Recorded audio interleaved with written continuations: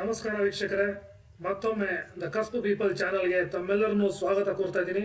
ಹಾಗೆಯೇ ಇವತ್ತಿನ ಸಂಚಿಕೆ ತುಂಬ ಜನ ಡೌಟ್ ಇದೆ, ಯಾವುದು ಫಾಲೋ ಮಾಡಬೇಕು ನಮಗೆ ಜ್ಯೋತಿಷ್ಯ ಅಂದ ಕೂಡಲೇ ಎಷ್ಟೆಷ್ಟು ತರಾವರಿ ಮೆಥಡ್ಗಳಿದ್ದಾವೆ, ಯಾವುದನ್ನು ಫಾಲೋ ಮಾಡಬೇಕು ಅಂತೇಳಿ ನೀವು ಯೋಚನೆ ಮಾಡ್ತಾ ಇರ್ತೀರಿ. ಅದಕ್ಕೋಸ್ಕರ ಎಪಿಸೋಡ್ ಪರಾಶರ ಅಂತ ಕೇಳಿರ್ತೀರಾ, KP ಸಿಸ್ಟಮ್ ಅಂತ ಕೇಳಿರ್ತೀರಾ, ಭೃಗುನಂದನಾಡಿ ಅಂತ ಕೇಳಿರ್ತೀರಾ, ಜೈಮಿನಿ ಅಂತ ಕೇಳಿರ್ತೀರಾ, ಮುಂಡೇನ್ ಅಸ್ಟ್ರಾಲಜಿ ಅಂತ ಕೇಳಿರ್ತೀರಾ, ಇನ್ನು ಹಲವಾರು ವೆರೈಟೀಸ್ ಕೇಳಿರ್ತೀರಾ. ಸೊ ವೆಸ್ಟರ್ನ್ ಸೈಡಲ್ಲಿ ಆ ಕಡೆ ಹೋದರೆ ಅವರು ಝೋಡಿಯಾಕ್ ಸೈನ್ಸ್ ಅಂತ ಅವ್ರು ಮಾತಾಡ್ತಿರ್ತಾರೆ. ನಂದು ಯಾವ ಝೋಡಿಯಾಕ್ ಸೈನು, ಮೂನ್ ಸೈನ್ ಅಂದ್ರೇನು, ಸನ್ ಸೈನ್ ಅಂದ್ರೇನು, ಎಷ್ಟೊಂದು ವೆರೈಟೀಸು, ನ್ಯೂಮರಾಲಜಿ ಅಂತೆ. ಸೊ ಯಾವುದನ್ನು ನಾವು ನೋಡಬೇಕಾಗುತ್ತೆ, ಯಾವುದು ಇಲ್ಲಿಗೆ ಸೀಮಿತ ಆಗುತ್ತೆ ಅಂತ ಬೇಸಿಕ್ ಆಗಿ ಒಂದು ಟಚ್ ಮಾಡಿ ಕೊಡುವಂಥ ಒಂದು ಪ್ರಯತ್ನ. ಸೊ ನಿಮ್ಮೆಲ್ಲರಿಗೂ ಅರ್ಥ ಆಗಲಿ ಇದು ಅಂತ ಹೇಳಿ ಮಾಡಿರುವಂಥ ಒಂದು ಕಾರ್ಯಕ್ರಮ. ಗುರುಜಿ ನಮಸ್ಕಾರ, ಡಿಲೇ ಮಾಡೋದು ಬೇಡ, ನೀವು ಇದಕ್ಕೆ ಒಂದೊಂದು 2 ನಿಮಿಷದಲ್ಲಿ ನಮಗೆ ವ್ಯತ್ಯಾಸಗಳನ್ನ ತಿಳಿಸೋದು ಮುಖಾಂತರ ನಮ್ಗೆ ಅರ್ಥ ಆಗೋ ಥರ ಹೇಳಿ ದಯವಿಟ್ಟು ಅಂತ ಕೇಳ್ಕೊತಾ ನಿಮ್ಮನ್ನು ಸ್ವಾಗತಿಸ್ತಾ ಇದ್ದೀನಿ ಕಾರ್ಯಕ್ರಮಕ್ಕೆ. ದಯವಿಟ್ಟು ಶುರು ಮಾಡಿ. ಸೊ ಪರಾಶರ ಅಂತ ಬಂದಾಗ ಏನು ನಾವು ನೋಡ್ಕೋಬೇಕಾಗತ್ತೆ, ಎಲ್ಲಿಗೆ ಸೀಮಿತ ಆಗತ್ತದು ಅಂತ ಹೇಳಿ ದಯಮಾಡಿ ತಿಳಿಸ್ಕೊಳ್ಳಿ. ಖಂಡಿತ ಸರ್. ಪರಾಶರ ಏನಾಗುತ್ತೆ ಅಂದ್ರೆ ಅದು ಪ್ಯೂರ್ ಆಗಿ ಒಂದು ಸ್ಪಿರಿಚುವಲ್ ಬೇಸಿಸ್ ಮೇಲೆ ಬರೆದಿದ್ದಾರೆ ಅಂತ ನಾನು ಹೇಳ್ತೀನಿ. ಪರಾಶರ ಒಂದು ಆಧ್ಯಾತ್ಮಿಕವಾಗಿ, ಯಾಕಂದ್ರೆ ಪರಾಶರ ಏನಂತೇನೆ ಅಂದ್ರೆ ಕೇಂದ್ರ ಮನೆ, 5ನೇ ಮನೆ, 9ನೇ ಮನೆ, ಅದನ್ನ ಪರಾಶರ ಹೈಲೈಟ್ ಮಾಡ್ತಾನೆ.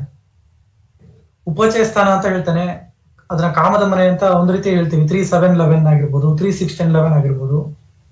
3-6-10-11 ಉಪಚಯ, 3-7-11 ಕಾಮಕ್ಕೆ ಬರುತ್ತದು. ಅದರಲ್ಲಿ ಬೆಸ್ಟ್ ಮನೆ ಯಾವುದು ಅಂತ ಹೇಳ್ತಾನೆ ಅಂದ್ರೆ ಪರಾಶರ 5ನೇ ಮನೆ, 9ನೇ ಮನೆ ಅಂತ ಹೇಳ್ತಾನೆ. ಪರಾಶರ ಅಂದ್ರೆ ಪರಾಶರ ಮಹರ್ಷಿಗಳು, ಪರಾಶರ ಮುನಿಗಳು. ಓಕೆ, ಸೊ ಅವರು ಅದನ್ನ ಒಂದು ಸ್ಪಿರಿಚುವಲ್ ಮನೋಭಾವದಲ್ಲಿ ಹೇಳಿದ್ದಾರೆ. ಯಾಕಂದ್ರೆ 5ನೇ ಮನೆ, 9ನೇ ಮನೆ ಅದು ದುಡ್ಡು ಕೊಡಲ್ಲ, ಧರ್ಮವಾಗಿ ನಡ್ಸತ್ತದು. ಧರ್ಮೋ ರಕ್ಷತಿ ರಕ್ಷಿತ ಅಂತ ಕೇಳಿರ್ತೀರ, ಹೌದಾ? 5ನೇ ಮನೆ, 9ನೇ ಮನೆ ಇದ್ದಾಗ ಏನಾಗುತ್ತೆ ಅಂದ್ರೆ ಸಿಕ್ಕಾಪಟ್ಟೆ ಜ್ಞಾನ ಕೊಟ್ಬಿಡುತ್ತದೆ. ಜ್ಞಾನವನ್ನ ಸಂಪಾದನೆ ಮಾಡ್ತಕ್ಕಂಥ ಮನೆ 5ನೇ ಮನೆ, 9ನೇ ಮನೆ. ಆ ಜ್ಞಾನವನ್ನ ಸಂಪಾದನೆ ಮಾಡಿಕೊಂಡು ಅದನ್ನ ಬಳಸಿಕೊಂಡು ದುಡಿಮೆ ಮಾಡಕ್ಕೆ ಹೆಲ್ಪ್ ಮಾಡ್ತಕ್ಕಂಥ ಮನೆ 5ನೇ ಮನೆ, 9ನೇ ಮನೆ. ಅದಕ್ಕೆ ನೀವು ನೋಡಿರ್ಬೋದು 5ನೇ ಮನೆ, 9ನೇ ಮನೆ ಇತ್ತ ಸರ್ವಿಸ್ ಅಲ್ಲಿ ನೆಮ್ಮದಿ ಇರಲ್ಲ, ಒಬ್ರು ಅಂಡ್ರಲ್ಲಿ ಅರ್ನ್ ಮಾಡಕ್ ಆಗಲ್ಲ, ಕಿರಿಕಿರಿ ಆಗ್ತಾ ಇರುತ್ತೆ ಒಬ್ರು ಅಂಡ್ರಲ್ಲಿ ಅರ್ನ್ ಮಾಡ್ತಾ ಇದೀನಿ ಅಂದ್ರೆ. ಸೊ ಇದು ಒಂದು ವಿಚಾರ ಸರ್ ಅಲ್ಲ, ಅದ್ರ ಬಗ್ಗೆ ಈಗ ಡೀಟೇಲ್ ಆಗಿ ನಾವು ವಿಡಿಯೋ ಮಾಡಿದೀವಿ. ಲೈಕ್ ವೀಕ್ಷಕರ, ಯಾವುದೇ ಒಂದು ಬೇಸ್ ಅಂತ ತಗೊಂಡಾಗ ಅಸ್ಟ್ರಾಲಜಿಯ ಒಂದು ಸಿಂಪಲ್ ಬೇಸಿಕ್ ಫಾರ್ಮುಲಾ ಅಥವಾ ತಂಬುರೂಲ್ ಅಂತ ಏನು ಹೇಳ್ತೀವಿ, ಅದನ್ನ ನಾವು ನೋಡ್ಬೇಕಾಗಿರುವಂತ ವಿಶೇಷ ಇದನ್ನೇ ಪರಾಶರ ಮುಖಾಂತರ ಅಲ್ಲ, ಎಲ್ಲಾ astrology roots Parashara sir. Parashara is the root of all astrology.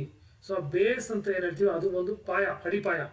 ಅದು ಅಡಿಪಾಯ ಅಂತ ಬಂದಾಗ ಅದು ಪರಾಶರ ಮುಖಾಂತರನೇ ಆಗಿರೋದು, ಅದರ ಮೇಲೆ ನಿಂತಿರುವಂಥದ್ದು, ಅದರಿಂದನೇ ಎಲ್ಲವೂ ಮುಂದಕ್ಕೆ ಡಿರೈವ್ ಆಗಿರುವಂಥದ್ದು. ಎಕ್ಸಾಕ್ಟ್ಲಿ. ಸೊ ಅಲ್ಲಿ ಜನ ಏನ್ ಮಾಡ್ತಾರೆ ಅವಾಗ, 5ನೇ ಮನೆ ಗ್ರಹ ಕೂತಿದೆ ಅಂತ ಹೇಳ್ಬಿಟ್ಟು ಅದ್ರ ಒಂದು ಉಗ್ರ ಹಾಕೊಳ್ಳೋದು.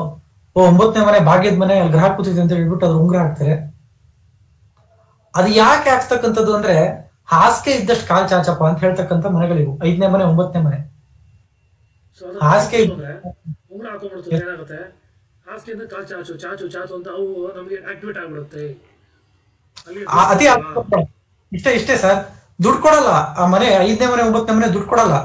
ನನ್ನ ಹತ್ರ ಇರ್ತಕ್ಕಂಥ ದುಡ್ಡನ್ನ ದಾನ ಮಾಡು, ಧರ್ಮ ಮಾಡು, ಪುಣ್ಯ ಸಂಪಾದನೆ ಮಾಡಪ್ಪ, ಪುಣ್ಯ ಕಟ್ಕೊಳಪ್ಪ ಅಂತ ಹೇಳ್ತಕ್ಕಂಥ ಮನೆ ಇದು. ಜನ ಏನ್ ಮಾಡ್ತಾರೆ ಅಂದ್ರೆ 5ರಲ್ಲಿ ಗುರು ಕೂತಿದಾನೆ, 5ರಲ್ಲಿ ಶುಕ್ರ ಕೂತಿದಾನೆ ಅಂತ ಹೇಳ್ಬಿಟ್ಟು ಅದ್ರ ಉಂಗ್ರ ಹಾಕೊಂಡ್ಬಿಡ್ತಾರೆ. 5ನೇ ಮನೆ, 9ನೇ ಮನೆ ಉಂಗ್ರ ಹಾಕಿಸ್ತಾರೆ ಪುರೋಹಿತರು, ಪಂಡಿತರು. ಕಾರಣ ಇಷ್ಟೇ, ಅದು ರೀಸನ್ ಇದೆ, ಅದಕ್ಕೆ ರೀಸನ್ ಇದೆ. ರೀಸನ್ ಏನು ಅಂದ್ರೆ ಕಂಟ್ರೋಲ್, ಆಸೆ ಕಂಟ್ರೋಲ್ ಅಲ್ಲಿ ಇರ್ಲಿ, ಅತಿ ಆಸೆ ಪಡಬೇಡ, ಎಕ್ಸ್ಟ್ರಾ ಆಸೆ ಬೇಡ, ಆಸೆ ಇದ್ದಷ್ಟು ಕಾಲ್ ಚಾಚು. ಆಸೆಗಳನ್ನ ಡೌನ್ ಮಾಡ್ಬಿಡುತ್ತೆ ಈ ಮನೆಗಳ ಆಕ್ಟಿವೇಟ್ ಆಗಿ. ಅದೇ ಇದ್ರ ಮುಂದಿನ ಮನೆ ಇದೆಯಲ್ಲ, ಅದು ಎಕ್ಸ್ಟ್ರಾ ಆಸೆ ಕೊಡ್ತಕ್ಕಂಥ ಮನೆ. ಅದು 6ನೇ ಮನೆ, 10ನೇ ಮನೆ, ಎಕ್ಸ್ಟ್ರಾ ಆಸೆ. ಬರ್ಲಿ, ಇನ್ನೂ ಬೇಕು, ಇನ್ನೂ 2 ಕೋಟಿ ಬೇಕು, ಸಾಲ ನನಗೆ 2 ಕೋಟಿ, ಈ ತರ. ಸೊ ಪರಾಶರ ಅಲ್ಲಿ ಏನಾಗುತ್ತೆ ಅಂದ್ರೆ ಅವನ ಸ್ಪಿರಿಚುವಲ್ ಲೆವೆಲ್ ಅದು astrology, that's good. Okay, Parashara ನೀಚ ಗ್ರಹ, ಉಚ್ಚ ಗ್ರಹ ಅಂತ ಹೇಳ್ತಾರೆ. ಬಟ್ ಅದು ಹೇಗೆ ಅಪ್ಲೈ ಆಗುತ್ತೆ ಕಾರ್ಪೊರೇಟ್ ವರ್ಲ್ಡ್ ಅಲ್ಲಿ, ಅದು ಹೇಗೆ ಅಪ್ಲೈ ಆಗುತ್ತೆ ಅಲ್ಲಿ ಫೇಲ್ ಆಗುತ್ತೆ ಸರ್. ಅದು ಒಂದು ಕಾರ್ಪೊರೇಟ್ ವರ್ಲ್ಡ್ ನ ಡೀಲ್ ಮಾಡ್ತಕ್ಕಂತ ಒಂದು ಸಿಚುವೇಶನ್ ತಗೊಂಡಾಗ ಅಲ್ಲಿ ಪರಾಶರ ಫೇಲ್ ಆಗುತ್ತೆ, ಅಲ್ಲಿ ಫೇಲ್ ಆಗುತ್ತೆ. ಓಕೆ, ಸೊ ಪರಾಶರ ಅಂತ ಬಂದಾಗ ಅದು ಆ ಒಂದು ಕ್ಷೇತ್ರಯುಗ ಇರ್ಬೋದು ಅಥವಾ ನಮ್ಮ ದ್ವಾಪರ ಯುಗ ಇರ್ಬೋದು, ಅವಕ್ಕೆಲ್ಲ ಸೀಮಿತ ಅಂತ ಅನ್ಕೊಳ್ಳಿ. ಸೊ ಅರ್ಥೈಸ್ಕೋಬೇಕು ಅಂತಂದ್ರೆ, ಯಾಕಂದ್ರೆ ಸ್ಪಿರಿಚುಯಾಲಿಟಿಗೆ ಬೆಲೆ ಇತ್ತಲ್ಲಿ. ಈಗ ಕಮರ್ಷಿಯಲ್ ಮೈಂಡೆಡ್ ಇರೋದ್ರಿಂದ ಕಲಿಯುಗದಲ್ಲಿ ಪರಾಶರ ಅಲ್ಲಿಗೆ ಸೀಮಿತ ಆಗತ್ತೆ ಅಂತ ಒಂದು ಕನ್ಕ್ಲೂಷನ್ ಬರ್ಬೋದು. ನಾಟ್ ಟೆಲಿಂಗ್ ಪರಾಶರ ತಪ್ಪಿದೆ, ಪರಾಶರ ಏನಂತ ಹೇಳ್ಬೋದು, ಸರಿ ಇಲ್ಲ, ಅಲ್ಲ, ಪರಾಶರ ಪರ್ಫೆಕ್ಟ್ ಆಗಿದೆ. Parashara is pure, Parashara is perfect. But corporate world ಅಲ್ಲಿ ಅದನ್ನ ಅಪ್ಲೈ ಮಾಡೋದು ಕಷ್ಟ ಆಗುತ್ತೆ, ತುಂಬಾ ಕಷ್ಟ ಆಗುತ್ತೆ ಕಾರ್ಪೊರೇಟ್ ವರ್ಲ್ಡ್ ಅಲ್ಲಿ. ಕಮರ್ಷಿಯಲ್ ಆಗಿ ನೋಡ್ಲಿಕ್ಕೆ ಬರಲ್ಲ ಅದನ್ನ ಅಂತ ಅಂದ್ರೆ, ಆ ಕಾರಕತ್ವಗಳು ಏನಿದಾವೆ ಅದೆಲ್ಲನೂ ಒಂದು ಮೋಕ್ಷದೆಡೆಗೆ ತಗೊಂಡೋಗುವಂಥದ್ದು, ಒಂದು ಜೀವಿನ ಮೋಕ್ಷದೆಡೆಗೆ ತಗೊಂಡೋಗುವಂಥ ಒಂದು ಕಾರಕತ್ವ ಜಾಸ್ತಿ ತುಂಬಿಸಿದಾರೆ ಅದರಲ್ಲಿ. ಆಸೆ ಆಕಾಂಕ್ಷೆಗಳಿಗೆ ಬೆಲೆ ಇಲ್ಲ ಅಲ್ಲಿ. ಸೊ ಅದು ಕೆಟ್ಟದು. ಹಿಂದಿನ ಒಂದು ಯುಗಗಳಲ್ಲಿ ಅವೆಲ್ಲ ಕೆಟ್ಟದು. ಆಸೆಗಳಿತ್ತು ಅಂದ್ರೆ ಕೆಟ್ಟದಪ್ಪ, ಅದನ್ನ ತೊಡೆದಾಕ್ಬೇಕು ಅಂತ ಹೇಳಿರುವಂಥದ್ದೇ ಜಾಸ್ತಿ ಇರೋದ್ರಿಂದ ಪರಾಶರ ಸೀಮಿತ ಆಗುತ್ತೆ. ಫಾರ್ ಎಕ್ಸಾಂಪಲ್ ಹೇಳ್ತೀನಿ, ಇದೇ ಒಂದು 100-200 ಇಯರ್ಸ್ ಬ್ಯಾಕ್ ಹೋದ್ರೆ 11ನೇ ಮನೇಲಿ ಯಾವ್ದಾರ ಗ್ರಹ ಕೂತಿದೆ ಅಂದ್ರೆ ಅದಕ್ಕೆ ಅದೊಂದು ದುಸ್ಥಾನ ಅಂತ ಹೇಳ್ಬಿಟ್ಟು ಅದಕ್ಕೆ ಶಾಂತಿ ಮಾಡಿಸ್ತಾ ಇದ್ರು, ಗೊತ್ತಾ ನಿಮಗೆ? ನೋಡಿ, 11ನೇ ಮನೇಲಿ ಯಾವ್ದಾರ ಗ್ರಹ ಕೂತಿದೆ ಅಂದ್ರೆ ಆ ಗ್ರಹಕ್ಕೆ ಶಾಂತಿ ಮಾಡಿಸ್ತಾ ಇದ್ರು ಜನ. ಅದಕ್ಕೆ ಆ ಗ್ರಹನ ಡೊನೇಟ್ ಮಾಡಿಸ್ತಾ ಇದ್ರು, ಆ ಗ್ರಹಕ್ಕೆ ಶಾಂತಿ ಮಾಡಿಸ್ತಾ ಇದ್ರು. ಯಾಕಂದ್ರೆ 11ನೇ ಮನೆ ಒಂದು ದುಸ್ಥಾನ, ಆಸೆಗಳ ಮನೆ. ಆಸೆ ಜಾಸ್ತಿ ಪಡ್ಬೇಡ, ನಿನ್ ಕೈಲಿ ಇರೋದನ್ನ ದಾನ ಮಾಡು. 11ನೇ ಮನೆ ಆಸೆ ಕೊಟ್ಟು ಇನ್ನೂ ಬೇಕು ಬೇಕು ಬೇಕು ಅನ್ನತ್ತೆ 11ನೇ ಮನೆ. ಹಾಗಾಗಿ 11ನೇ ಮನೆ ದುಸ್ಥಾನ ಅಂತ ಕರೆದಿದ್ರು ಅವಾಗ. ಲೈಕ್ ಹಳೆಯ ಒಂದು ಕ್ಲಾಸಿಕಲ್ ಪರಾಶರ ಟೆಕ್ಸ್ಟ್ ಓದಿದ್ರೆ 11ನೇ ಮನೆನ ಒಂದು ಮೀಡಿಯಂ ಆಗಿ ದುಸ್ಥಾನ ಅಂತಾರೆ. ರೀಸನ್ ಏನು ಅಂದ್ರೆ ಆಸೆ, ಸಿಕ್ಕಾಪಟ್ಟೆ ಆಸೆ ಕೊಡುತ್ತೆ. ನೋಡಿ, ವಿಶ್ ಫುಲ್ಫಿಲ್ಮೆಂಟ್ ಮನೆ ಅಂತಾನೆ ಹೇಳ್ತೀವಿ, ಬಟ್ ವಿಶ್ ಕೊಡ್ತಕ್ಕಂಥ ಮನೆನೂ ಅದೇ ಆಗ್ಬಿಡುತ್ತೆ ಒಂದ್ಸತಿ. ವಿಶ್ ಫುಲ್ಫಿಲ್ಮೆಂಟ್ ಮನೆನೂ ಅದೇ, ಬಟ್ ವಿಶ್ ಕೊಡ್ತಕ್ಕಂಥ ಮನೆನೂ ಅದೇ. ಆಸೆ ಈಡೇರಿಸ್ಕೊಳಕ್ಕೆ ಯಾವ್ದಾರ ಹಂತದ ತನಕ ಹೋಗ್ಬೋದು. ಸೊ ಹಾಗಾಗಿ ಮೈನರ್ ಲೆವೆಲ್ ಅಲ್ಲಿ ಅಂದ್ರೆ ಒಂದು ಚಿಕ್ಕ ಒಂದು ಪದದಲ್ಲಿ ಅದನ್ನ ದುಸ್ಥಾನ ಅಂತ ಕರೆದ್ರು. ಮನೆ ಕೆಟ್ಟದು ಅಂತ ಹೇಳಿದ್ದು ರೀಸನ್ ಇದು ವಿನಃ. ಬಟ್ ಇವಾಗ ಪ್ರಾಕ್ಟಿಕಲ್ ಆಗಿ ತಗೊಂಡ್ರೆ ಆ ಮನೆ ಬೇಕೇ ಬೇಕು ಸರ್. 11ನೇ ಮನೆ ಕಲಿಯುಗಕ್ಕೆ 11ನೇ ಮನೆ ಬೇಕೇ ಬೇಕು. ಎಕ್ಸಾಕ್ಟ್ಲಿ. ಅದು ವಿಡಿಯೋ ಮಾಡ್ತೀವಿ, 11ನೇ ಮನೆ ಪ್ರಭಾವ ಏನು ಅಂತ ಹೇಳಿ ಇನ್ನೊಂದು ವಿಡಿಯೋ ಮಾಡೋಣ. ಸೊ ಖಂಡಿತ. ಸೊ ಇಷ್ಟೇ. ಹಾಗಾದ್ರೆ ಈಗ KP ಅಂತ ಕೇಳಿರ್ತೀವಿ ನಾವು, ಅದ್ರ ಬಗ್ಗೆ ಸ್ವಲ್ಪ ಹೇಳಿ ನಾವು. ಯಾಕಂದ್ರೆ ತುಂಬಾ ಜನ ಕಮೆಂಟ್ಸ್ ಅಲ್ಲೂ ಕೇಳಿದ್ದಾರೆ KP ಬಗ್ಗೆ. ಅದ್ರ ಬಗ್ಗೆ ನಾವು ಹೇಳಬೇಕು, ಏನ್ ವ್ಯತ್ಯಾಸ ಆಗುತ್ತೆ ಅದು ಅಂತ ಹೇಳಿ. ಕೃಷ್ಣಮೂರ್ತಿ ಪದ್ಧತಿ it has its advantage and it has its, ನಾನು ಇದನ್ನು ಡಿಸ್ಅಡ್ವಾಂಟೇಜ್ ಅಂತ ಹೇಳಲ್ಲ, ಒಂದು ಲಿಮಿಟೇಷನ್ಸ್ ಅಂತ ಹೇಳ್ತೀನಿ. ಅದ್ರದ್ದೊಂದು ಲಿಮಿಟೇಷನ್ಸ್ ಇದೆ, ಅದನ್ನ ನಾನು ಹೇಳ್ತೀನಿ ಇವಾಗ ಏನೋದು ಅಂತ. KP ಸಿಸ್ಟಮ್ ಅಲ್ಲಿ ಒಬ್ಬ ವ್ಯಕ್ತಿ ಎಷ್ಟು ಹಣ ಗಳಿಸ್ತಾನೆ, ಹೆಂಗೆ ಹಣ ಗಳಿಸ್ತಾನೆ, ಯಾವ ಸೋರ್ಸ್ ಇಂದ ಅವನಿಗೆ ಗೇನ್ಸ್ ಬರುತ್ತೆ, ಅವನು ಯಾವ ಪ್ರೊಫೆಷನ್ ಅನ್ನ ಚೂಸ್ ಮಾಡ್ಬೇಕು, ಅದು ಅಕ್ಯುರೇಟ್ ಆಗಿರುತ್ತೆ. ಯಾವ ದಶಾಭುಕ್ತಿ ಅಂತರ್ಭುಕ್ತಿ ನಿನಗೆ ಸಪೋರ್ಟಿಂಗ್ ಆಗಿರುತ್ತೆ, ಯಾವ ದಶಾಭುಕ್ತಿ ಅಂತರ್ಭುಕ್ತಿ ಸ್ವಲ್ಪ ಬ್ಯಾಡ್ ಟೈಮ್ ಅಲ್ಲಿ ಇರುತ್ತೆ, ವರ್ಸ್ಟ್ ಆಗಿರುತ್ತೆ, KP ಸಿಸ್ಟಮ್ ಪರ್ಫೆಕ್ಟ್ ಆಗಿ ಪ್ರಿಡಿಕ್ಟ್ ಮಾಡುತ್ತೆ. ಫಾರ್ ಎಕ್ಸಾಂಪಲ್ ಹೇಳ್ತೀನಿ, ಈಗ ಫಾರ್ ಎಕ್ಸಾಂಪಲ್ ಪರಾಶರ ಹೋರಾಶಾಸ್ತ್ರ ಹೇಳುತ್ತೆ, ಏನ್ ಹೇಳುತ್ತೆ, ಚಂದ್ರ ಉಚ್ಚ ಆಗಿದೆ ಅಂತ ಹೇಳ್ಬಿಟ್ಟು ಹೇಳುತ್ತೆ. ಚಂದ್ರ ಉಚ್ಚ ಆಗಿದೆ, 8ನೇ ಮನೇಲಿ ಉಚ್ಚ ಆಗಿದೆ. 8ನೇ ಮನೇಲಿ ಅಷ್ಟಮದಲ್ಲಿ ಚಂದ್ರ ಉಚ್ಚ ಆಗಿದೆ ಅಂದ್ರೆ ಅವ್ರೇನ್ ಹೇಳ್ತಾರೆ, ಅಷ್ಟಮದಲ್ಲಿ ಉಚ್ಚ ಆಗಿದೆ ಅಂದ್ರೆ 8ನೇ ಮನೆ ಉಚ್ಚಾರ ಎಲ್ಲ ಗುಡ್ ಆಗುತ್ತೆ, ಅದಾಗುತ್ತೆ, ಇದಾಗುತ್ತೆ ಅಂದ್ರೆ ಕಾರಕತ್ವ ಎಲ್ಲ ಸೇರಿಸ್ಬಿಟ್ಟು ಹೇಳ್ತಾರೆ. ಬಟ್ KP ಕಾರಕತ್ವ ತಗೊಳ್ಳಲ್ಲ, KP ಪ್ರಾಕ್ಟಿಕಾಲಿಟಿ ಬರ್ತಾರೆ. ಕೃಷ್ಣಮೂರ್ತಿ ಪದ್ಧತಿ ಸ್ಪೀಕ್ಸ್ ಪ್ರಾಕ್ಟಿಕಾಲಿಟಿ. 8ನೇ ಮನೇಲಿ ಗ್ರಹ ಕೂತಿದೆ, ಚಂದ್ರ ಎಲ್ಲಿ ಕೂತಿದ್ದಾನೆ, ರೋಹಿಣಿ ನಕ್ಷತ್ರದಲ್ಲಿ ಕೂತಿದ್ದಾನೆ. ರೋಹಿಣಿ ನಕ್ಷತ್ರದ ಅಧಿಪತಿ ಯಾರು, ಮತ್ತೆ ಚಂದ್ರ, ಮತ್ತೆ ಅದು ಕೂಡ 8ನೇ ಮನೆ ಆಯ್ತು. 8 ಬಂತ. ಮತ್ತೆ ಚಂದ್ರಪುತ್ರ ಸಬ್ಲಾಡ್ ಯಾರು, ಶನಿ, ಅವನು ಸೆಕೆಂಡ್ ಹೌಸ್ ಅಲ್ಲಿ ಕೂತಿದ್ದಾನೆ ಅಂತ ತಿಳ್ಕೊಳ್ಳಿ. ಸೊ ತುಲಾ ಲಗ್ನ ಆಗತ್ತದು, ತುಲಾ ಲಗ್ನ ಜಾತಕ. 10ನೇ ಮನೆ ಅಧಿಪತಿ 8ರಲ್ಲಿ ಬಂದು ಕೂತಿದೆ, ಯಾಕಂದ್ರೆ ತುಲಾ ಲಗ್ನಕ್ಕೆ ಚಂದ್ರ 10ನೇ ಮನೆ ಆಗ್ತಾನೆ. 8-10 ಶನಿ 2,4,5 ಅಂತ ಇರುತ್ತೆ. ಸೊ KP ಏನ್ ಹೇಳುತ್ತೆ, ಯಾವ ರಾಜಯೋಗ ಅದ್ರ ಬಗ್ಗೆ KP ಮಾತಾಡಕೋಲ್ಲ. ನೋಡಪ್ಪ, ನಿನಗೆ ಚಂದ್ರನ ದಶಾ ಭುಕ್ತಿ ಅಂತರ್ಭುಕ್ತಿ ರನ್ ಆದಾಗ ಪ್ರಾಬ್ಲಮೆಟಿಕ್ ಸಿಚುವೇಶನ್ ಬಂದು ಬೀಳುತ್ತೆ. ಯಾವ ವಿಚಾರದಲ್ಲಿ ಬಂದು ಬೀಳುತ್ತೆ, ಫೈನಾನ್ಸ್. ಯಾಕಂದ್ರೆ ಸಬ್ಲಾಡ್ ಬಂದ್ಬಿಟ್ಟು ಶನಿ 2ನೇ ಮನೇಲಿ ಹೋಗಿ ಕೂತಿದ್ದಾನೆ. ಫೈನಾನ್ಸ್, ಮನೆ, ಮತ್ತೆ ಹ್ಯಾಪಿನೆಸ್. 5ನೇ ಮನೆ ಅಂದ್ರೆ ಮಕ್ಕಳು, 4ನೇ ಮನೆ ಅಂದ್ರೆ ಮನೆ, construction of A property, material comfort. 2ನೇ ಮನೆ ಅಂದ್ರೆ ಬ್ಯಾಂಕ್ ಬ್ಯಾಲೆನ್ಸ್, ಸೇವಿಂಗ್ಸ್, ಕುಟುಂಬ. ಆ ಒಂದು ವಿಚಾರದಲ್ಲಿ ಮತ್ತೆ ತುಲಾ ಲಗ್ನಕ್ಕೆ ಚಂದ್ರ 10ನೇ ಮನೆ ಅಧಿಪತಿ ಆಗ್ತಾನೆ. ಇಷ್ಟೊಂದು ವಿಚಾರದಲ್ಲಿ ನಿನಗೆ ಆಬ್ಸ್ಟೆಕಲ್ ಬರುತ್ತೆ, ಸ್ವಲ್ಪ ಹುಷಾರಾಗಿರು, ಸೇಫ್ ಆಗಿರು, ನಿನಗೆ ಆಕ್ಸಿಡೆಂಟ್ ಆಗ್ತಕ್ಕಂತ ಚಾನ್ಸಸ್ ಇರುತ್ತೆ, ನಿನ್ನ ಹೆಲ್ತ್ ಹಾಳಾಗ್ತಕ್ಕಂತ ಚಾನ್ಸಸ್ ಇರುತ್ತೆ. ಕೃಷ್ಣಮೂರ್ತಿ ಪದ್ಧತಿ ಮಾತಾಡುತ್ತೆ. ಅಗೇನ್ 8ನೇ ಮನೆ ದುಸ್ಥಾನ ಏನಾಗುತ್ತೆ, ಆರೋಗ್ಯದಲ್ಲಿ ಪೆಟ್ಟು, ಹಾರ್ಟ್ ರಿಲೇಟೆಡ್, ಹಾರ್ಟ್ ಇನ್ಫೆಕ್ಷನ್ಸ್. ಯಾಕಂದ್ರೆ ಚಂದ್ರ ಇಸ್ ಕಾರಕ for heart, arteries, veins. Chandra ಕೂಡ ಮೈನರ್ ಕಾರಕ ಆಗ್ತಾನೆ. ಪೂರ್ ಬ್ಲಡ್ ಸರ್ಕ್ಯುಲೇಷನ್, ಹಾರ್ಟಿಗೆ ಸ್ಟೆಂಟ್ ಹಾಕ್ಸ್ತಕ್ಕಂಥದ್ದು, ಕಾರ್ಡಿಯಾಕ್ ಅರೆಸ್ಟ್ ಆಗ್ತಕ್ಕಂಥದ್ದು, ಇದೆಲ್ಲ ಚಾನ್ಸಸ್ ಇರುತ್ತಪ್ಪ, ಒಂದ್ ಸ್ವಲ್ಪ ಹುಷಾರಾಗಿರು. ಅಗೇನ್ ಅಲ್ಲಿ ಸಬ್ಲಾಡ್ ಶನಿ 2, 4, 5 ಅಂತಿದೆ. 4ನೇ ಮನೆ ಅಂದ್ರೆ ವೆಹಿಕಲ್, 4 ಪಕ್ಕ 8 ಕೂತ್ಕೊಂಡ್ರೆ ಆಕ್ಸಿಡೆಂಟ್, ವೆಹಿಕಲ್ ಆಕ್ಸಿಡೆಂಟ್ ಆಗ್ತಕ್ಕಂಥ ಚಾನ್ಸಸ್ ಇರುತ್ತೆ, ಹುಷಾರಾಗಿರು. ಈ ಒಂದು ಟರ್ಮಿನಾಲಜಿ ಕೆಪಿ ಸಿಸ್ಟಮ್ ಮಾತಾಡುತ್ತೆ. ಜನ ಬಂದ್ ಕೇಳ್ತಾರೆ, ಸರ್ ಪರಾಶರ ರೀತಿ ನನ್ ಚಂದ್ರ ಹುಚ್ಚಾಗಿದೆ ಸರ್, ಆದ್ರೆ ಚಂದ್ರನ ದಶದಲ್ಲಿ ಸರಿ ಇರ್ಲಿಲ್ಲ ಸರ್, ಯಾಕೆ ಸರ್? ಚಂದ್ರ ಹುಚ್ಚ, ಬಟ್ ಚಂದ್ರನ ದಶದಲ್ಲಿ ಎಸ್. ಇದು ಏನಾಗಿದೆ ಅಂದ್ರೆ ಗುರುಗಳೇ, ಕಲಸು ಮೇಲೋಗರ ಅಂತೀವಲ್ಲ, ಹಂಗೆ ಕಲಸೋಗ್ಬಿಟ್ಟಿದೆ.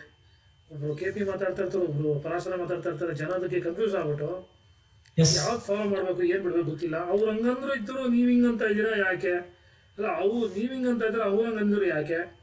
ಸೊ ಈ ರೀತಿನೇ ಜಾಸ್ತಿ ಅದನ್ನ ಸಾಲ್ವ್ ಮಾಡೋದೇ ಒಂದೊಂದ್ಸರಿ ಪ್ರಾಬ್ಲಮ್ ಆಗ್ಬಿಡುತ್ತೆ ನಮ್ಗೆ.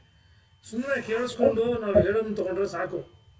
ಒಂದ್ ಆಸ್ಪೆಕ್ಟ್ ಹೇಳ್ತೀನಿ, ಅದನ್ನ ನಾನು ತಪ್ಪು ಅಂತ ನಾನು ಹೇಳಲ್ಲ, ಅದು ತಪ್ಪಲ್ಲ, ಅದು ಸರಿನೇ. ಯಾವ ವಿಚಾರಕ್ಕೆ ಸರಿ? 8ನೇ ಮನೇಲಿ ಚಂದ್ರ ಉಚ್ಚ ಆಗ್ತಾ ಇದೆ, ಹೌದಾ? 8ನೇ ಮನೇಲಿ ಚಂದ್ರ ಉಚ್ಚ ಆದಾಗ ಮಾನಸಿಕ ಶಕ್ತಿ ಗಟ್ಟಿ ಆಗ್ತದೆ, ಎಂತ ಕಷ್ಟ ಬಂದ್ರು ಎದುರಿಸ್ತಾರೆ. ಪರಾಶರ ಅದನ್ನ ಮಾತಾಡ್ತಾನೆ, ಪರಾಶರ ವಿಲ್ ಪವರ್ ಬಗ್ಗೆ ಮಾತಾಡುತ್ತೆ. ಯಾಕೆ ಒಳ್ಳೇದು? 8ನೇ ಮನೇಲಿ ಗ್ರಹ ಉಚ್ಚ ಆಗ್ತಾ ಇದ್ರೆ ಒಳ್ಳೇದು ಏನಾಗುತ್ತೆ? ಚಂದ್ರ ಅಂದ್ರೆ ಮನಸ್ಸು, ಹೌದಾ? ಮನಸ್ಸು ಎಷ್ಟೇ ಕಷ್ಟ ಬಂದ್ರು ಕೂಡ ಮನಸ್ಸಿನ ಮೇಲೆ ಎಮೋಷನಲಿ ಡ್ಯಾಮೇಜ್ ಆಗಿ ಆಗಿ ಆಗಿ ಮನಸ್ಸು ಕಲ್ಲಾದಂಗಾಗಿರುತ್ತೆ. Bold mind, strong mind, head strong, rock steel ಅಂತ ಕರಿತೀವಲ್ಲ, ಆ ತರ ಆಗಿರುತ್ತೆ ಮನಸ್ಸು. ಮನಸ್ಸು ಕಲ್ಲಾಗಿರುತ್ತೆ ಅಂತ ಹೇಳ್ತಿಲ್ಲ, ಮಾನಸಿಕ ಶಕ್ತಿ ಗಟ್ಟಿ ಇರುತ್ತೆ.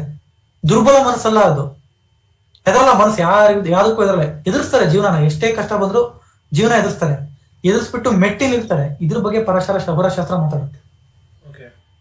ಈ ಒಂದು ವಿಲ್ ಪವರ್ ಬಗ್ಗೆ ಮಾತಾಡುತ್ತೆ. ಗ್ರಹ ಉಚ್ಚ ಆಗ್ತಾ ಇದೆ, ಮತ್ತೆ ದುಸ್ಥಾನದಲ್ಲಿ ಉಚ್ಚ ಆಗ್ತಾ ಇದೆ, ಏನಾಗುತ್ತೆ ದುಸ್ಥಾನದಲ್ಲಿ ಉಚ್ಚ? ಇನ್ನೊಂದು ಪ್ರಶ್ನೆ ಬರುತ್ತೆ. ಓಕೆ, ರೀತಿಯಲ್ಲಿ 8ನೇ ಮನೆ ಗ್ರಹ ಕೂತಿದೆ, ಆದರೆ ಡಿಗ್ರಿ ವೈಸ್ ಭಾವಚಲಿತ ಚಾರ್ಟ್ ಅಲ್ಲಿ 7ನೇ ಮನೆಗೆ ಹೊಟ್ಟೋಗಿದೆ ಅಂತ. ಅವು ಯಾವ ಕಾರಕತ್ವ ತಗೋಬೇಕು ಗುರುಗಳೇ? ನಮ್ಗೆ ಅರ್ಥ. ಪರಾಶರ ಋಷಿ ಮುನಿಗಳು ಕೂಡ ಡಿಗ್ರಿ ವೈಸ್ ಮಾತಾಡಿದ್ದಾರೆ. ಕೆಪಿ ಸಿಸ್ಟಮ್ ಅಲ್ಲೂ ಕೂಡ ಡಿಗ್ರಿ ವೈಸ್ ಮಾತು ಬಂದಿದೆ. ಪರಾಶರದಲ್ಲಿ ನಿರಾಯಣ ಭಾವ ಚಲಿತ ಕುಂಡಲಿ ಅಂತಾನೆ ಇದೆ.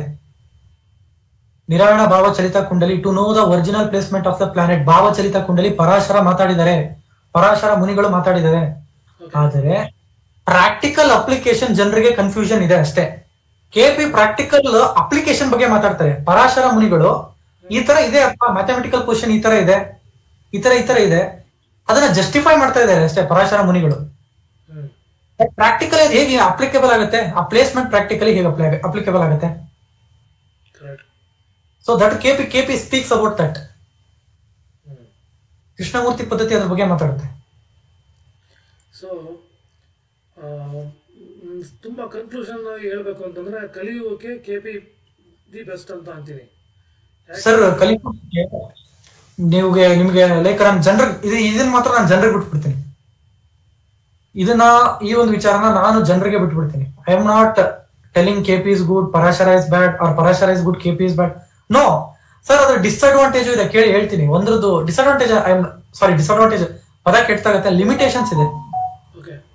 ಲಿಮಿಟೇಷನ್ಸ್ ಏನಿದೆ ಅಂದ್ರೆ KP system fails to tell the application of a certain ರಾಜಯೋಗಸ್ which are given in the Parashara text.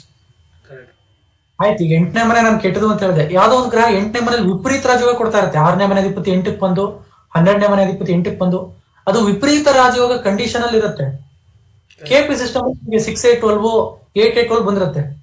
6, 8, 12 ಬಂದಿದೆ, 8, 8, 12 ಬಂದಿದೆ. ಒಳ್ಳೆ ಡಾಕ್ಟರ್ ಆಗಿದ್ದಾನೆ, ಒಳ್ಳೆ ಹೀಲರ್ ಆಗಿದ್ದಾನೆ, ಒಳ್ಳೆ ಸೈಂಟಿಸ್ಟ್ ಆಗಿದ್ದಾನೆ. ಅವನಿಗೇನು ಕೆಟ್ಟದೇ ಆಗಿಲ್ವಲ್ಲ, ವಿಪರೀತ ರಾಜಯೋಗ ಕಂಡೀಷನ್ ಅಲ್ಲಿ ಇದೆ. ಸೊ ಅಲ್ಲಿ ಕೆಪಿ ಸಿಸ್ಟಮ್ ಫೇಲ್ ಆಗುತ್ತೆ ಒಂದು ರೀತಿ. ಒಂದು ಮನೆಗೆ 1000 ಕಾರಕ. Exactly, double impact. ಸೊ ಅಲ್ಲಿ ಪರಾಶರದಲ್ಲಿ ಯೋಗಗಳನ್ನ ತಗೊಂಡಾಗ ಇನ್ನೊಂದು ಬೇರೆ ಕಾರಕತ್ವನೇ ಕೊಟ್ಬಿಡುತ್ತೆ, ಆಂಗಲ್ ಬೇರೆ ಆಗುತ್ತೆ. ಸೊ ದೃಷ್ಟಿಕೋನ ಅಂತಾನೆ ಹೇಳ್ಬೋದು ಇದನ್ನ ನಾವು ಮಾತಾಡ್ಬೇಕಂದ್ರೆ. ದೃಷ್ಟಿಕೋನ, ಸೊ ಬೇರೆ ದೃಷ್ಟಿಕೋನ, ನಮ್ಮ ಪರಾಶರ ಬೇರೆ ದೃಷ್ಟಿಕೋನ. ಹಾಗೆ ಅದು ತುಂಬಾ ಅರ್ಥ ಮಾಡ್ಕೊಳಕ್ ಆಗದಿರುವಂತ ಸಬ್ಜೆಕ್ಟ್ ಆಗಿರೋದ್ರಿಂದ ಕೆಲವ್ರಿಗೆ ಸಮುದ್ರ ತರ ಕಾಣೋದ್ರಿಂದ ಇದು ಸೈನ್ಸ್ ಅಲ್ಲ ಅಂತ ಹೇಳ್ಬಿಟ್ಟು ಹೇಳೋರು ಇದ್ದಾರೆ. ಇದು ಸೈನ್ಸ್ Yes. ಇದು ಅನ್ನೋರು ತುಂಬಾ ಅದು ಬೇರೆ ಇದೆ ಆ ಒಂದು ಥರದ್ದು. ವಿಚಾರ ಒಂದು ವಿಚಾರ ಹೇಳ್ತೀನಿ. ಮೆಡಿಸಿನ್ ಓದ್ತಾ ಇದ್ದೀರಾ, ಅಸ್ಟ್ರಾಲಜಿ ಓದ್ತಾ ಇದ್ದೀರಾ ಅಂದ್ರೆ, ಸೈನ್ಸ್ ಮೆಡಿಸಿನ್ ಅಸ್ಟ್ರಾಲಜಿ ಓದ್ತಾ ಇದ್ದೀರಾ ಅಂದ್ರೆ ಪೇಷನ್ಸ್ ಇದ್ರೆ ಓದಿ, ಇಲ್ಲಾಂದ್ರೆ ಮುಟ್ಟಕ್ಕೆ ಹೋಗ್ಬಿಡಿ. ನಿಮಗೆ ತುಂಬಾ ಪೇಷನ್ಸ್ ಇದೆ, ನನಗೆ ಪೇಷನ್ಸ್ ಇದೆ ಅಂದ್ರೆ ಜ್ಯೋತಿಷ ಕಲ್ತ್ಕೊಳ್ಳಿ. ನನಗೆ ಪೇಷನ್ಸ್ ಇಲ್ಲ, ಜ್ಯೋತಿಷ ಕಲಿಯಕ್ಕೆ ಹೋಗ್ಬಿಡಿ, ನಿಮ್ಗೆ ಅರ್ಥ ಆಗಲ್ಲ. ಪೇಷನ್ಸ್ ಸರ್, ಯಾಕಂದ್ರೆ ಜ್ಯೋತಿಷ್ಯ ಅಂದ್ರೆ 8ನೇ ಮನೆ 12ನೇ ಮನೆ ವಿಚಾರ. 12th ಹೌಸ್ ಮತ್ತೆ 6th ಹೌಸ್, ಸಾರಿ 12th ಹೌಸ್ ಮತ್ತೆ 8th ಹೌಸ್ ಜ್ಯೋತಿಷದ ಬಗ್ಗೆ ಮಾತಾಡ್ತೇವೆ. ಓಕೆ, ಹೌದು ಎನಿಥಿಂಗ್ 8ನೇ ಮನೆ ವಿಚಾರ 12ನೇ ಮನೆ ವಿಚಾರ, ಅದು ಡೆವಲಪ್ ಆಗಕ್ಕೆ ಪೇಷನ್ಸ್ ಸಿಕ್ಕಾಪಟ್ಟೆ ಬೇಕು. ಪೇಷನ್ಸ್. ಕರೆಕ್ಟ್. ಸೊ ಪೇಷನ್ಸ್ ಇದೆ ಅಂದ್ರೆ ಅಸ್ಟ್ರಾಲಜಿ ನಿಮ್ಮ ಫೇವರೇಟ್ ಸಬ್ಜೆಕ್ಟ್ ಆಗುತ್ತೆ. ಪೇಷನ್ಸ್ ಇಲ್ಲ ಅಂದ್ರೆ ತುಂಬಾ ಕಷ್ಟ ಆಗುತ್ತೆ ಅಸ್ಟ್ರಾಲಜಿ. ಯಾಕಂದ್ರೆ ಒಂದು ಮನೆ 1000 ವಿಚಾರ ಮಾತಾಡುತ್ತೆ. ಒಂದು ಮನೆ ಹೌದು 8ನೇ ಮನೆ ಹೇಳಿದೆ ಸಾವು ಅಂತ ಹೇಳ್ತೀವಿ, ಅದೇ 8ನೇ ಮನೆ ಇನ್ಶೂರೆನ್ಸ್ ದುಡ್ಡು ಆಗುತ್ತೆ. ಹೌದು 8ನೇ ಮನೆ 12 ವೆಲ್ತ್ ಆಗುತ್ತೆ. 8ನೇ ಮನೆ ಜಾಯಿಂಟ್ ಎಸೆಟ್ ಆಗುತ್ತೆ. 8ನೇ ಮನೆ ಸ್ಪೌಸ್ ವೆಲ್ತ್ ಆಗುತ್ತೆ. ಕರೆಕ್ಟ್ ಅದನ್ನು 1000 ಆಂಗಲ್ ಅಲ್ಲಿ ನೋಡ್ಬೇಕಾಗತ್ತೆ ಅಲ್ಲಿ. ಕರೆಕ್ಟ್. ಸೊ ಈ ತರದ್ ನಾವು ತಗೊಂಡಾಗ it has its advantage and it has its limitations. So ನಾನಿಲ್ಲಿ ಜನರಿಗೆ ಹೇಳೋದೇನಂದ್ರೆ, ನಾನು ತುಂಬಾ ರಿಸರ್ಚ್ ಮೈಂಡೆಡ್ ಆಗಿದ್ದೀನಿ ಅಂದ್ರೆ ಪರಾಶರ ಓದಿ. ನಾನು ತುಂಬಾ ರಿಸರ್ಚ್ ಮೈಂಡೆಡ್ ಆಗಿದ್ದೀನಿ, ನನಗೆ ಜ್ಯೋತಿಷದ ಬಗ್ಗೆ ತುಂಬಾ ಜ್ಞಾನ ಬೇಕು, ಅಪಾರ ಜ್ಞಾನ ಬೇಕು ಅಂದ್ರೆ ಪರಾಶರ ಇಸ್ ಫಾರ್ ಯು. ಇಲ್ಲ ನಾನು ಪ್ರಾಕ್ಟಿಕಾಲಿಟಿ ಬೇಕು, ನನಗೆ ಕಾರ್ಪೊರೇಟ್ ವರ್ಲ್ಡ್ ಬಗ್ಗೆ ಬೇಕು, ನಾನು ಕಾರ್ಪೊರೇಟ್ ವರ್ಲ್ಡ್ ಮೆಟೀರಿಯಲಿಸ್ಟಿಕ್ ವಿಚಾರದ ಬಗ್ಗೆ ನನಗೆ ಬೇಕು ಅಂದ್ರೆ ಪರಾಶರ ಅಲ್ಲ, ಕೆಪಿ ಸಿಸ್ಟಮಿಗೆ ಬನ್ನಿ. ಓಕೆ, ಸಿಂಪಲ್ ಆಗಿ ಹೇಳ್ತಾ ಇದ್ದೀನಿ. ಯಾಕಂದ್ರೆ ಸರ್ ಫಾರ್ ಎಕ್ಸಾಂಪಲ್ ಹೇಳ್ತೀನಿ, ಏನೋ ಒಂದು ಜಾಬ್ ಮಾಡ್ತಾ ಇರ್ತಾರೆ, ಸರ್ ನಾನು ಜಾಬ್ ಮಾಡ್ತಾ ಇದ್ದೀನಿ, ಸೈಡಿಗೆ KS exam IAS exam prepare ಆಗ್ಬೋದಾ ಅಂತ ಕೇಳ್ತಾರೆ. ಪರಾಶರ ಸಿಸ್ಟಮ್ ಅಲ್ಲಿ ಹೇಳಕ್ಕಾಗತ್ತೆ ಅದು? ಚಾನ್ಸ್ ಇಲ್ಲ, ಹೇಳಕ್ ಬರೋದೇ ಇಲ್ಲ. ಸೊ ಇನ್ನೊಂದು ಲೆವೆಲಲ್ಲಿ ಹೇಳ್ಬೇಕಂದ್ರೆ ಮ್ಯಾಕ್ರೋ ಮೈಕ್ರೋ ಅಂತ ಕೇಳಿರ್ತೀರ ನೀವು, ಒಳ್ಳೆ ಕಾರ್ಪೊರೇಟ್ ವರ್ಡ್ಸ್. ಮ್ಯಾಕ್ರೋ ಲೆವೆಲ್ ಅಂದಾಗ ಝೂಮ್ ಔಟ್ ಮಾಡಿ ನೋಡುವಂಥ ವಿಚಾರ, ಅದು ಒಂದು ಪರಾಶರ. ಮೈಕ್ರೋ ಅಂತ ಬಂದಾಗ KP ಸಿಸ್ಟಮ್ ವರ್ಕ್ ಆಗುತ್ತೆ. ಮೈಕ್ರೋಸ್ಕೋಪ್ ತಗೊಂಡು ನೋಡೋದು. ಒಂದೊಂದು ಬಾಕ್ಸ್ ನಾವು 9 ಭಾಗ ಮಾಡಿ ಇನ್ನೊಂದು 3 ಭಾಗ ಮಾಡಿ ನೋಡೋದ್ರಿಂದ ನಮ್ಮ KPಯಲ್ಲಿ ಅಕ್ಯುರೇಟ್ ಆಗಿ ಪ್ರಿಡಿಕ್ಷನ್ ಹೇಳೋದಕ್ಕೆ ಸಾಧ್ಯ ಆಗುತ್ತೆ. ಸೊ ಇಷ್ಟೇ, macro micro. Parashara is A macro, KP is sir. But one more thing ಏನಂದ್ರೆ ಪರಾಶರದ್ದು ಏನಂದ್ರೆ, ಈಗ ಜನ ಬಹಳ ಆಸೆ ಇಟ್ಕೊಂಡ್ ಬರ್ತಾರೆ, ಸರ್ ನಾನು ಜಾಬ್ ಮಾಡ್ತಾ ಇದೀನಿ, ಸೈಡಿಗೆ ಬಿಸ್ನೆಸ್ ಮಾಡ್ಬೋದಾ? ಅಲ್ಲಿ ಪರಾಶರ ಏನಾಗುತ್ತೆ ಅಂದ್ರೆ ಪ್ರಿಡಿಕ್ಷನ್ ಕೊಡೋದು ಸ್ವಲ್ಪ ಟಫ್ ಆಗುತ್ತೆ. ಅದು ತುಂಬಾ ಎಕ್ಸ್ಪೀರಿಯನ್ಸ್ ಇದಾರೆ, ಒಬ್ಬ ಅಸ್ಟ್ರಾಲಜರ್ ಪರಾಶರದಲ್ಲಿ ತುಂಬಾ ಎಕ್ಸ್ಪೀರಿಯನ್ಸ್ಡ್ ಅಸ್ಟ್ರಾಲಜರ್ ಇದಾರೆ, ದಟ್ಸ್ ಫೈನ್, ಅವ್ರಿಗೆ ಅರ್ಥ ಆಗುತ್ತೆ ಸಿಚುವೇಶನ್. ಪರಾಶರದಲ್ಲಿ ಅವ್ರು ಪ್ರಿಡಿಕ್ಷನ್ ಕೊಡ್ತಾರೆ, ಚೆನ್ನಾಗಿರುತ್ತೆ, ಪರ್ಫೆಕ್ಟ್ ಆಗಿ ಬರುತ್ತೆ. ಆದರೆ ನಾನು ನ್ಯೂ ಏಜ್ ಅಸ್ಟ್ರಾಲಜರ್, ರೀಸೆಂಟ್ ಆಗಿ 1 ವರ್ಷದಿಂದ 2 ವರ್ಷದಿಂದ ಪ್ರಾಕ್ಟೀಸ್ ಮಾಡ್ತಾ ಇದೀನಿ ಅಸ್ಟ್ರಾಲಜಿ. ಪರಾಶರ ನೋಡ್ಬಿಟ್ಟು IAS KP ಕಾಂಬಿನೇಷನ್, ಸಾರಿ KP ಅಂತೀನಿ, IAS ಕಾಂಬಿನೇಷನ್, ಈ ಬಿಸ್ನೆಸ್ ಕಾಂಬಿನೇಷನ್ ಅಲ್ಲಿ ನಾನು ಪ್ರಿಡಿಕ್ಟ್ ಮಾಡ್ತೀನಿ ಅಂದ್ರೆ it fails. It takes A time and it fails. ಯಾಕಂದ್ರೆ ಸಿಕ್ಕಾಪಟ್ಟೆ ಕಾರಕತ್ವ ನೋಡ್ಬೇಕಾಗುತ್ತೆ ಪರಾಶರದಲ್ಲಿ. ಆ ಪರ್ಟಿಕ್ಯುಲರ್ ಮನೆ ಮತ್ತೆ ಆ ಪರ್ಟಿಕ್ಯುಲರ್ ಗ್ರಹದ ಕಾರಕತ್ವ ಇಟ್ಕೋಬೇಕಾಗುತ್ತೆ. ಅವಾಗಲ್ಲಿ lot of research, lot of patience ಬೇಕಾಗುತ್ತೆ. ಸಡನ್ ಆಗಿ ನಾವಲ್ಲಿ ಜಜ್ಮೆಂಟ್ ಕೊಡಕ್ಕಾಗಲ್ಲ. ಎಕ್ಸ್ಪೀರಿಯನ್ಸ್ ಇದೆ ಅಂದ್ರೆ ಪರಾಶರ ಇಸ್ ಈಸಿ. ಪರಾಶರ ಕಲ್ತವ್ರು ಕೂಡ ಪ್ರಿಡಿಕ್ಷನ್ ಕೊಡ್ತಾರೆ, ಯಾಕಂದ್ರೆ ಎಕ್ಸ್ಪೀರಿಯನ್ಸ್ ಇರುತ್ತೆ. ಇಲ್ಲ ನಾನು ಈ ಪರಾಶರ ಕುತ್ಕೊಂಡು ಪ್ರಾಕ್ಟೀಸ್ ಮಾಡ್ತೇನೆ ಅಂದ್ರೆ ಸ್ವಲ್ಪ ಜನ ಅಂತಾರೆ, ಅವ್ರೇನೋ ಹೇಳಿದ್ರು ಅದಾಗ್ಲಿಲ್ಲ, ಇವ್ರೇನೋ ಹೇಳಿದ್ರು ಅದಾಗ್ಲಿಲ್ಲ. ಈ ಸಿಚುವೇಶನ್, ಈ ಸಿನಾರಿಯೋ ಬರೋದೇ ಈ ರೀಸನ್ ಇದೆ sir. So there is a limitation, there is an advantage, there is its good, there is its I don't say bad. It requires a patience. Okay. It requires a patience. ಇದಿಷ್ಟು ನಿಮಗೆ ತಿಳಿಸ್ಕೊಡುವಂಥ ಒಂದು ವಿಚಾರ. KP system, Parashara, types of astrology ಅಂತ ಬಂದಾಗ ಹೇಗೆ ಅಂತ ನಾವು ತಿಳಿಸಿದ್ದೀವಿ. So patience ಕೇಳ್ಕೊಂಡಿದ್ದೀನಿ ಅಂತ ಅನ್ಕೊತೀನಿ, ಹಾಗೆಯೇ ಅರ್ಥ ಆಗಿದೆ ಅಂತ ಅನ್ಕೋತೀನಿ. ಏನಾದರೂ ಡೌಟ್ಸ್ ಇದ್ದರೆ ಕ್ಲಾರಿಫಿಕೇಷನ್ಗೋಸ್ಕರ ಕಮೆಂಟ್ಸ್ ಮುಖಾಂತರ ನಮಗೆ ತಿಳಿಸಿದ್ರೆ ಅದರ ಒಂದು ಪ್ರಶ್ನೆಗಳಿಗೆ ಉತ್ತರನೂ ಸಹ ಕೊಟ್ಟು ಮುಂದಿನ ವಿಡಿಯೋಗಳಿಗೆ ಮಾಡೋದಕ್ಕೆ ಅನುಕೂಲ ಆಗುತ್ತೆ ಅಂತ ಹೇಳ್ತಾ, ನಮಸ್ಕಾರ ವೀಕ್ಷಕರೇ. ನಿಮಗೂ ನಮಸ್ಕಾರಗಳು ತೋಷಿತ್ ಅವರೇ, ಧನ್ಯವಾದ. Thank you.